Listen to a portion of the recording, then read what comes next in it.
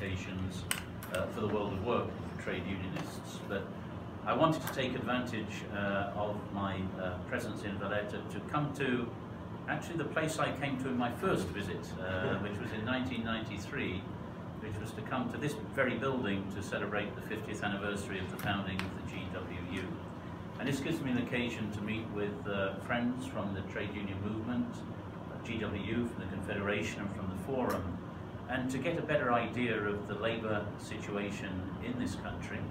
It's been a very interesting and productive discussion. What I have to say, and I must say it's very good news in a world of labour, which is often very bad news, that Malta seems to be a success story in terms of the economic performance, the growth performance of your country.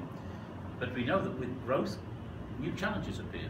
You have challenges of a more diversified labour market, you have challenges of people coming to work in your country, you have challenges associated with property prices, access to property, integration of people.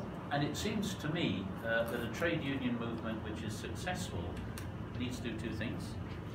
It has to move with the changes, it has to be able to adapt to new labour market circumstances, and I can see how far the Maltese trade union movement has evolved in the period since I last visited you in a very positive way.